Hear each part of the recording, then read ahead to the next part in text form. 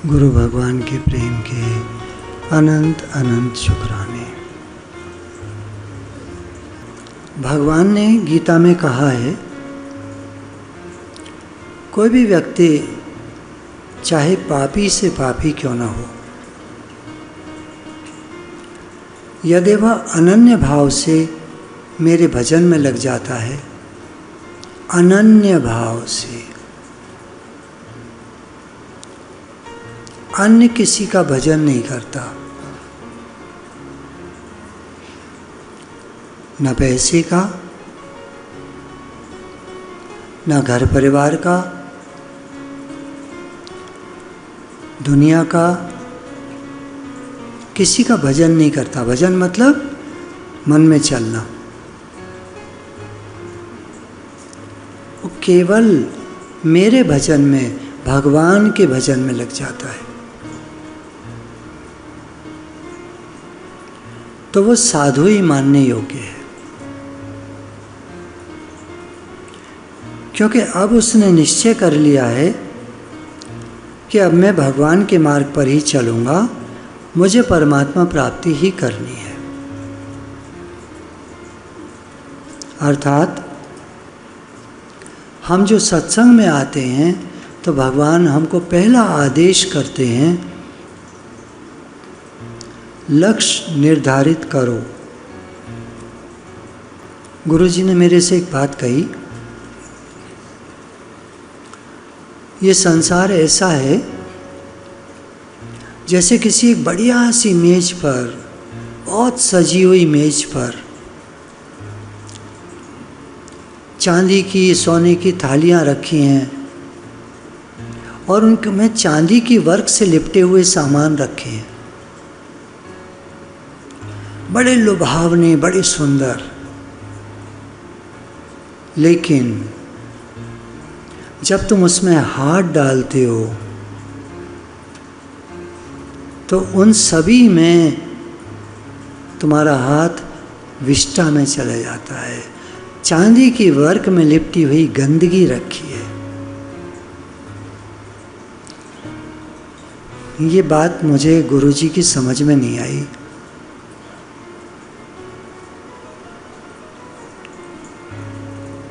गुरुजी ने कहा, देखो हम तुम्हें एक बात बताएं,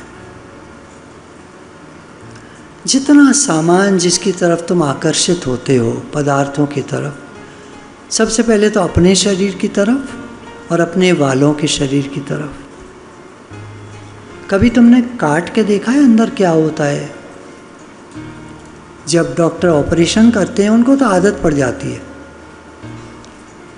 कभी आपने वीडियो में देखा हो, कभी भी देखा हो, पिक्चरों में देखा हो, तो काटते हैं तो उसमें क्या निकलता है? शरीर को जब चीरा लगाते हैं उसमें क्या निकलता है? नहीं मालूम? मांस है, खून है, हड्डियां हैं, और पेट को काटो तो लेट्रिन भरी हुई है। जितने मोटे मोटे पेट दिखते हैं, अंदर क्या भरा है उनमें? विष्ठा। जितना पैसा कमाते हो, बढ़िया भोजन करते हो, खाते हो, अंदर जाके क्या बन जाता है? विष्ठा। बड़ा सुंदर दिखता है ये संसार, मिलता किसी को कुछ नहीं है, सब खाली हाथ। देखिए, लक्ष्य निर्धारित करने से पहले थोड़ा वैराग्य जरूरी है। बिना वैराग्य के लक्ष्य निर्धारित कोई करता नहीं है। सबको दुनिया अच्छी लगती है। लक्ष्य क्या है हम सबका? परमात्मा, भगवान। इससे नीचे के जो लक्ष्य हैं वो सब दुनिया के हैं, और दुनिया मिलती नहीं किसी को, आखिर में सब छूट जाता है। सबको पता है। देखिए, आगे की बात बता दूं पहले आपको, आप बुरा न माने, बुरा न लगे आपको। किसी बात की मना गुरु ने नहीं करी। तुम पैसा भी कमाओ, तुम बिजनेस भी करो, तुम घर भी चलाओ, तुम सब काम करो, किसी बात की हेर जुन, तू कर्तव्य कर्म कर, आदेश करते हैं भगवान। लेकिन समझ तो लो कि तुम्हें क्या चाहिए, तुम जो स्वयं हो तुम्हें क्या चाहिए। ये शरीर काम करने के लिए करो, सेवा के लिए है, सेवा करो, कमाने के लिए कमाओ, पैसे कमाओ, मना नहीं करते, गुरु कभी मना नहीं करते, सब काम करो। शौक है पैसा कमाने का, कमाओ। कर क्या रहे हो उसका ये देखना, कर क्या रहे हो। अगर सिर्फ जमा कर रहे हो, प्रॉपर्टीज बना रहे हो, तो कुछ साथ नहीं जाएगा, सब यहीं रह जाएगा। क्या उससे अच्छे काम कर रहे हो?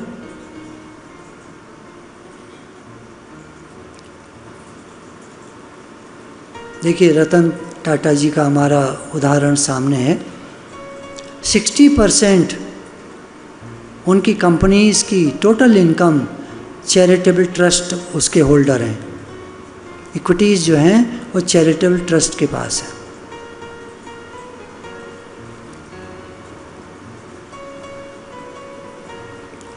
कोई अपनी इनकम का 60% दान कर सकता है? दम है किसी में? 1 लाख रुपए महीने की इनकम है, 60,000 रुपये दान कर दो, 40,000 में काम चलाओ। खैर, उनकी कंपनी के जैसे उनके वो उसूल हैं, जैसा उनका जो भी है। हम अगर शौक है दुनिया का, तो एक आदत बनाएं, अच्छे काम करेंगे।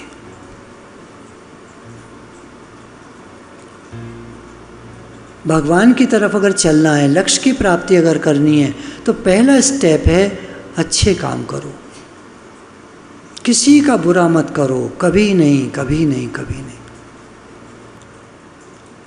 जो पापी था पहले, अब उसने निश्चय कर लिया है कि मैं भगवान के मार्ग पर ही चलूँगा। ये हम पापी नहीं हैं, आप कहेंगे हम तो पापी नहीं हैं, ठीक है, और बढ़िया बात है। हम भगवान के मार्ग पर चलेंगे और आसान हो गया हमारे लिए। मुझे परमात्मा प्राप्ति ही करनी है, सब काम करने हैं, ठीक है, ठीक है, ठीक है, ठीक है, ठीक है, ठीक है। लक्ष्य मेरा भगवान, मुझे भगवान से मिलकर एक होना है। ये दुनिया ठीक है अपनी जगह, जैसी भी है, सब ठीक है, किसी से कुछ नहीं कह रहे हम, किसी को बुरा नहीं बता रहे, लेकिन लक्ष्य भगवान। भगवान से कम हमारा कोई लक्ष्य नहीं है। बाकी जो भी सब हैं वो सब एम हैं, गोल हैं, कुछ एक करना है, शौक है, मुझे अच्छा लगता है ये काम करना, खूब करो, करो। कुछ लोग कहते हैं हमें नाम जप करना बहुत अच्छा लगता है, खूब करो। पैसा कमाना अच्छा लगता है, खूब करो। किस लिए? ध्यान देना, जाएगा नहीं साथ। नाम जप साथ में जाएगा, भगवान से प्रेम साथ में जाएगा, भक्ति साथ में जाएगी, सत्संग साथ में जाएगा, अच्छे कर्म साथ में जाएंगे, अच्छा अच्छा सब साथ में जाएगा। दुनिया का कुछ भी साथ में नहीं जाएगा। ये बात समझने की है। तो क्या करें? आप पूछो मत, आपको जो करना है करो, ध्यान दे दो बस, इस बात पर ध्यान दे दो बस। मेरा लक्ष्य क्या है, ये ध्यान दे दो बस, बाकी सब ठीक है।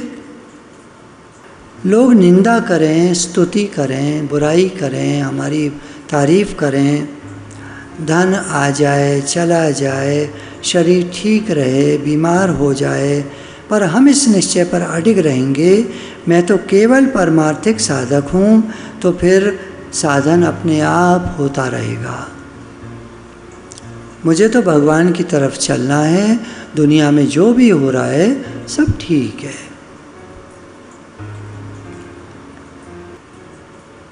आरंभ में ही हम अपना संबंध भगवान के साथ मान लें।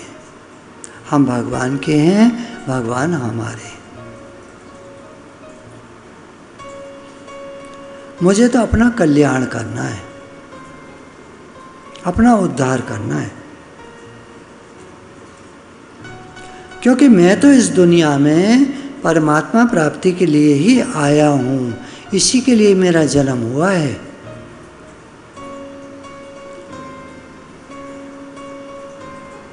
इस निश्चय को व्यवसायत्मिका बुद्धि कहते हैं।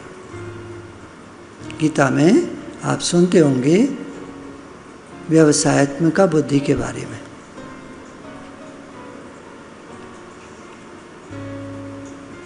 मैं संसार में परमात्मा प्राप्ति के लिए ही आया हूँ, जन्मा हूँ, और मेरा दूसरा कोई काम नहीं है। मेरा शरीर का है, शरीर अपना काम करता है। ऐसी बुद्धि से पापी मनुष्य भी बहुत जल्दी धर्मात्मा बन जाता है। 9वें अध्याय का 31वां श्लोक। एक भूल भुलैया होती है, शायद आप कभी लखनऊ गए हों, देखी हो आपने। अंदर तो घुस जाते हैं, बाहर निकलने का रास्ता मिलता नहीं है। अभी तक उसकी ऐसी स्थिति है। अंदर तो चले जाएंगे, बाहर निकलने का रास्ता नहीं मिलता। वो ऐसा घुमा देती है, अंदर अंदर अंदर ना आदमी चक्कर काटता रहता है। और बहुत बड़ी है, ऐसा समझ लीजिए बहुत बड़ी हवेली के बीच में हॉल है और उसके चारों तरफ भूल भुलैया है। चक्कर ही काटता रहता है आदमी। और बाहर निकलने का सिर्फ एक रास्ता है, पूरी भूल भुलैया में सिर्फ एक रास्ता।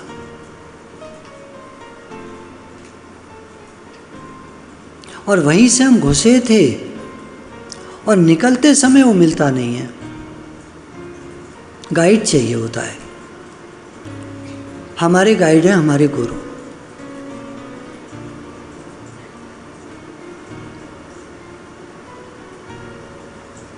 हमारे गुरु दादा भगवान, गीता भगवान, अम्मा जी को नमन है, दंडवत प्रणाम है।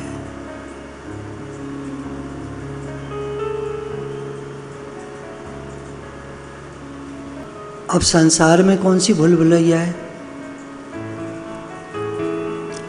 ये जो राग द्वेष हैं,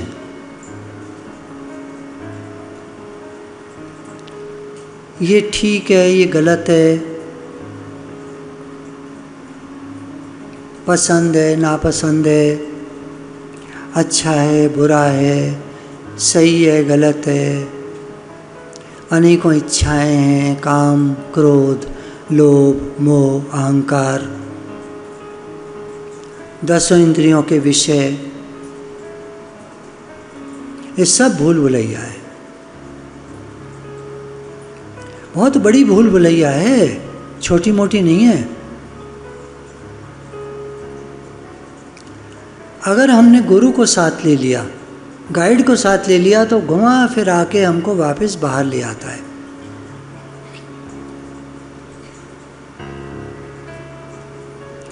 भूल भुलैया का लास्ट पॉइंट मैं आपको बताऊं। जब वहाँ लास्ट पॉइंट पे कभी हम पहुँच भी जाते हैं बिना गाइड के, तो एक रास्ता ऊपर को जा रहा होता है। ऐसा लगता है छत की तरफ जा रहा है, बेकार है इस पे जाना। और फिर नीचे उतर जाता है आदमी और बस फिर शुरू। और वही रास्ता जो ऊपर को जा रहा होता है, वही निकलने का रास्ता होता है। कमाल है। और जब घुसे थे तो पता नहीं था उसका, सिर्फ एक रास्ता, ऊपर का रास्ता, भगवान की तरफ चलने का रास्ता। वही इस भूल भुलैया से निकलने का उपाय है और कुछ नहीं है। आदमी भरमाता रहता है, 84 लाख का चक्कर काटता ही रहता है। मनुष्य ऐसा भूलता है कि इससे निकलना मुश्किल हो जाता है। अतः इससे निकलने के लिए आप एक निर्णय कर लें कि हमें तो भगवान की तरफ चलना है। कोई काम करो भगवान के लिए करते, बुरा काम नहीं, अच्छा काम भगवान के लिए करते। ध्यान देना, अच्छा काम, सब अच्छे काम जो हम करते हैं भगवान के लिए करते हैं।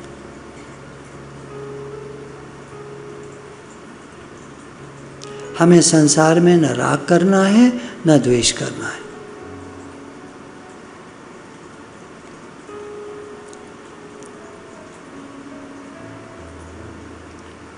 तो ऐसा जिसका पक्का निश्चय हो गया है कि मुझे तो केवल भगवान की तरफ चलना है, वह द्वंद्वों में नहीं फंसता है। इन द्वंद्वों में जो आपको सारे बताए उनमें नहीं फंसता है और सुखपूर्वक मुक्त हो जाता है। गीता अध्याय 5 का 3रा श्लोक। समता का नाम योग है। हम जिस योग की बात करते हैं ना, हमको योग लगाना है, तो योग लगाना केवल ध्यान लगाना योग लगाना नहीं होता। ध्यान तो लग सकता है किसी का भी। अभी अगर हम लोग ध्यान करने बैठेंगे तो कुछ लोगों का ध्यान लग जाएगा, लेकिन उठेंगे तो फिर वैसे ही हो जाएंगे। तो ये तो योग नहीं हुआ, इसको समाधि कहते हैं। जिसमें ध्यान में लोग चले जाते हैं उसको समाधि कहते हैं। भगवान के अनुसार, गीता के अनुसार, योगस्थ कुरु कर्माणि समत्व योग उच्यते, समता ही योग है। हे अर्जुन, तो योग में स्थित होकर कर्म कर, समता में स्थित होकर कर्म कर। अतः राग द्वेष, हर्ष शोक, ठीक बेठीक, इन द्वंद्वों में विचलित न होना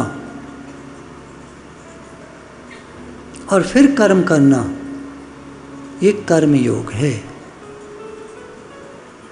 और इस योग से युक्त मनुष्य बहुत जल्दी ब्रह्म को प्राप्त हो जाता है, अर्थात उसकी स्थिति बन जाती है। संसार में कोई ऐसा मंत्र नहीं है जो अपना काम ना करे। आप कोई मंत्र का उच्चारण करते हो, वो अपना काम करेगा एक समय के साथ। समय लगता है, इतने मंत्र करने हैं, इतने हजार, इतने लाख, उसके बाद वो काम करना शुरू कर देगा। कोई ऐसी जड़ी बूटी नहीं है जो औषधि ना हो, जो अपना ना काम करे। परंतु होता क्या है, मंत्र का उच्चारण ऐसे किया जाए, इस भाव से किया जाए, मन विचलित ना हो, मन भागे नहीं इधर उधर, एकाग्रता रहे, तो वो अपना काम करेगा। जड़ी बूटी को किस प्रकार खाया जाए, कौन से रोग की कौन सी जड़ी बूटी है, उस पर वो काम करेगी। नहीं मालूम, कुछ भी खा लो तो थोड़ी काम करेगी। तो ये बातें बताने वाले पुरुष इस संसार में दुर्लभ हैं, बहुत कम मिलते हैं। जो भी लोग बता रहे हैं उनका क्या है कह नहीं सकते, अंदर में क्या भाव है। पैसे के लिए कर रहे हैं, कुर्सी के लिए कर रहे हैं, पद के लिए, मान प्रतिष्ठा के लिए, मान सम्मान के लिए, बड़ा आश्रम खड़ा करने के लिए, किसके लिए कर रहे हैं हमें नहीं मालूम। तो ऐसे लोगों को जो हमें भगवान की तरफ ले जाएं, मुश्किल से मिलते हैं, कम मिलते हैं, कम। ऐसा नहीं कहा नहीं मिलते, कम मिलते हैं। भगवान ने कहा ना, ऐसा महात्मा दुर्लभ है, कम मिलते हैं। खास बात है कि अपना खुद का विचार, निश्चय एक हो जाए। देखिए, हमारा निश्चय काम करेगा ना। गुरु तो अपना पूरा दम लगा रहे हैं और हमको भी पूरा दम लगाना पड़ेगा। हमें परमात्मा प्राप्ति ही करनी है, ये हमारा लक्ष्य बन जाए। एक तरफ ही चलना है हमें, मुझे, है ना। शरीर तो अपना काम करेगा, देखिए, दो विभाग हो गए। पहले भी कहते थे ना, मैं आत्मा हूँ, शरीर नहीं हूँ, शरीर मेरे से अलग है, मैं आत्मा हूँ, मैं भगवान से आया परमात्मा का अंश हूँ। तो हम तो हुए परमात्मा का अंश, और ये शरीर मिला संसार से, माँ के गर्भ से, और एक दिन मिट्टी में मिल जाएगा, ये मैं नहीं हूँ। तो दो हुए ना हम। हमें तो अपना उद्धार करना है, ऐसा पक्का विचार कर ले। गीता अध्याय 6 का 5वां श्लोक, स्वयं अपना उद्धार करे, अपना पतन न करे। मनुष्य आप ही अपना मित्र है और आप ही अपना शत्रु है। हम अपने दुश्मन खुद ही हैं। अगर हम इस मन से हर समय मिले रहते हैं, इस दुष्ट मन से जो निगेटिविटी के विचार बहुत ज़्यादा लाता है, तो हम अपने दुश्मन बन गए। दुष्ट मन से मिलना अपना दुश्मन हो जाना है। अपना मित्र कैसे? भगवान से दोस्ती कर लो। आपको पता है वो आपके पास ही बैठे। देखो, किसी को मत देखो इधर उधर कौन बैठा है, आप देखो अपने आसपास कौन बैठा है। कन्हैया की नगरी में हो आप। जिसने अपने से अपने पर विजय प्राप्त कर ली है, यानी मन पर विजय प्राप्त कर ली है, मन जीता जग जीता, उसके लिए आप ही अपना वो मित्र है। मेरे को अपना कल्याण करना है, ये विचार हो जाए तो समता आती जाएगी जीवन में, और हम अपने मित्र हो गए। मुझे अपना कल्याण करना है, मुझे केवल भगवान की तरफ चलना है। दुनिया का काम सब होता रहेगा, कोई मना नहीं है। हम वही काम करते हैं जो हमको पसंद होता है। बताइए, अब पसंद वाला काम तो एक हो गया, और कुछ काम करने पड़ते हैं, पता है? अब बताओ, कुछ काम होते हैं जो करने पड़ते हैं, और एक होता है पसंद का खाना। एक होता है पसंद का खाना, खाना पड़ता है या खाते हो शौक से, और एक होता है खाना जो घर में बनता है, दादी है, नानी है, ये है, वो है। अब बीमारी का सा खाना, उनका रोता सा खाना, खाना पड़ता है, खाना ही पड़ता है। क्या करोगे? दो ही चीज़ें बनी हैं, एक आपके पसंद की, एक आपके नापसंद की। और किसी दिन तो ऐसा मौका हुआ, आपके पसंद की एक भी चीज़ नहीं बनी, वही बनी है जो उनके पसंद की है, मजबूरी में बनी है, और कोई चीज़ थी नहीं।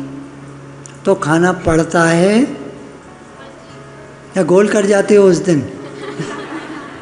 ये भी कर सकते हो, मैगी बना लेते होगे।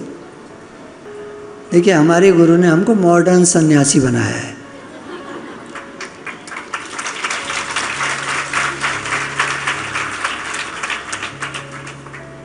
कपड़े नहीं बदलवाए हमारे, कैसे भी कलर के नहीं, सब कलर पहनो, सब कलर भगवान ने दिए हैं, सब कलर पहनो। वो ठीक है, हम किसी के लिए कुछ नहीं कह रहे। कोई जैसे भी पहनते हैं वो माननीय है हमारे लिए, उनको दंडवत है। हम किसी के लिए कुछ नहीं कह रहे। हम तो बस ये कह रहे हैं कि हमको पसंद था कि हम एक ड्रेस में ना घूमें, तो गुरु ने कहा जैसी ड्रेस तुम्हें पसंद है उसमें घूमो। लेकिन अगर तुमको पसंद है ऐसी पहन लो तो ऐसी पहन लो, कुर्ता पजामा पहन लो, कुछ भी पहन लो, जो तुम्हें अच्छा लगे। गेरुआ पहन लो, सफ़ेद पहन लो, पीला पहन लो, जैसा पसंद है पहन लो। गुरु कहते हैं ऐसा पहनो, ऐसा पहनो, फिर अपनी नहीं चलानी। जो गुरु कह दें बस, हर एक के अपने अपने गुरु होते हैं। जो वो कह दें बस, उन्होंने कह दिया, हमने मान लिया। देखो, अगर मुक्ति लाभ करनी है, काम पूरा करना है, तो गुरु की बात माननी पड़ेगी। पसंद हो चाहे नापसंद हो। हमारे घर में, शुरू की बात बता रहा हूँ, बचपन की बात है, मेरी दादी जी, मेरे पिताजी, मेरे दादाजी, ये सब वैसा खाना खाते थे। बताया पहले भी मैंने, रसे के आलू बनते थे तो आलू ढूंढते रह जाओ, रसा ही रसा होता था। लौकी, तोरई, बस। तो मेरा जो बचपन बीता है वो इन्हीं भोजन में बीता है। पसंद हो ना पसंद हो यही खाना पड़ेगा, और बाहर खाना अलाउड नहीं था। उस समय ये आपके स्विगी विगी कुछ नहीं थे, कोई ज़ोमैटो और ये सब कुछ नहीं था। कोई खाना कहीं से नहीं मंगा सकते थे आप। होटल भी गिने चुने 1-2 ही थे पूरे शहर में। घर का ही खाना खाना पड़ता था।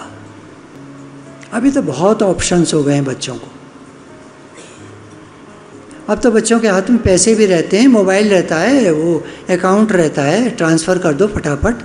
घर वालों को पता ही नहीं है, ऑर्डर कर भी दिया, आ भी गया सामान। क्या आया है ये, और देखो तो वो कमरे में अंदर बंद। अभी तो बहुत ऑप्शंस हो गए। तो मित्र कौन है? जिसको केवल भगवान की तरफ चलना है, वो अपना मित्र है। हमारे सामने अनुकूलता प्रतिकूलता कई बार आई है और गई है। हमने देखा, जीवन में सबने देखा होगा। समय कभी अच्छा होता है, कभी खराब होता है, कभी सुख के दिन होते हैं, कभी दुख के दिन होते हैं, कभी बीमारी होती है, कभी स्वस्थ होते हैं। सब तरह का होता है, सबके साथ होता है।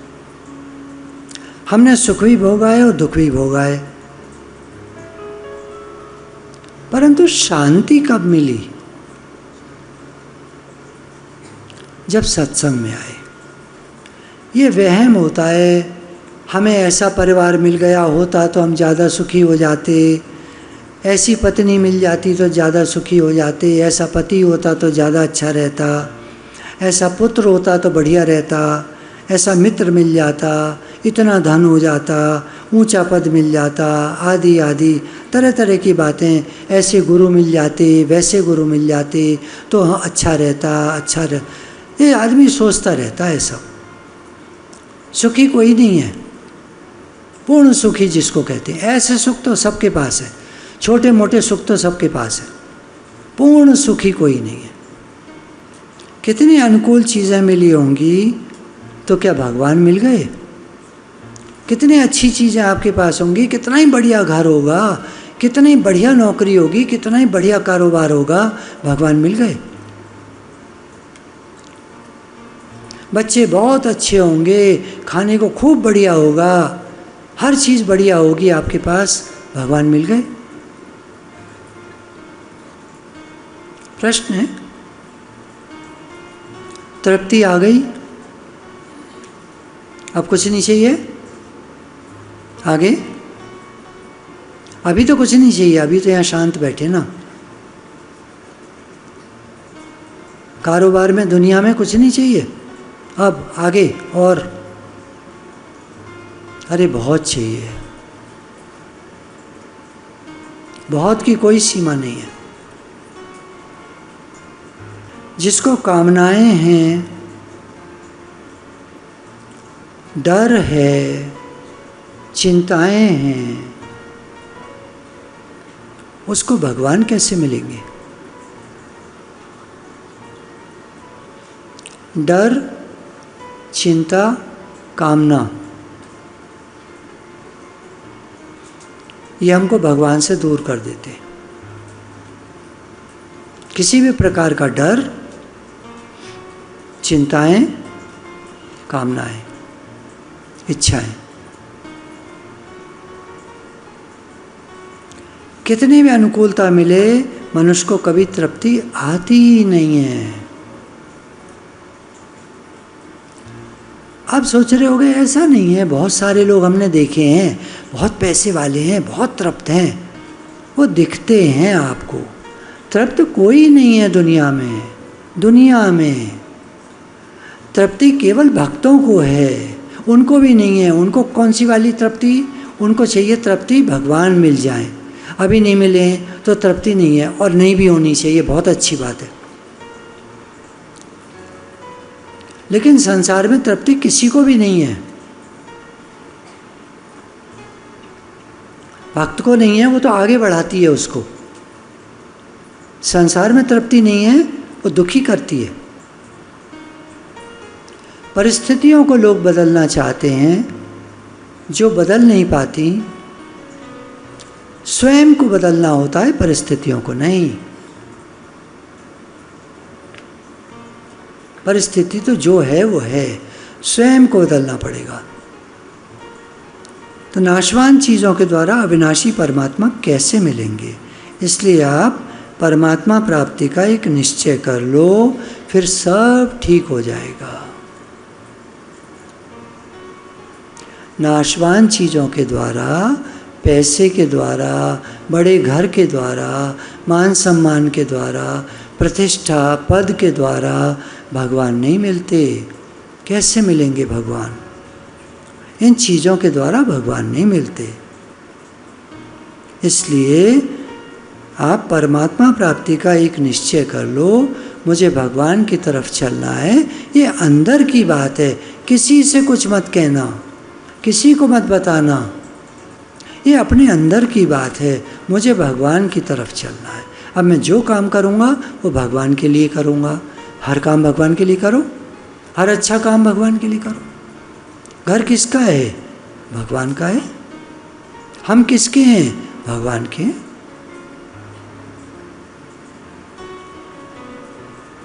तो इसलिए आप परमात्मा प्राप्ति का एक ही निश्चय कर लो, फिर सब ठीक हो जाएगा। भगवान ने कहा अपने भक्त का ध्यान दीजिएगा, अपने भक्त का योगक्षेम मैं वहन करता हूँ स्वयं। चपरासी नहीं भेजता उसके लिए, मैं स्वयं अपने भक्त का योगक्षेम वहन करता हूँ। गुरु भगवान के प्रेम के अनंत अनंत शुक्राने।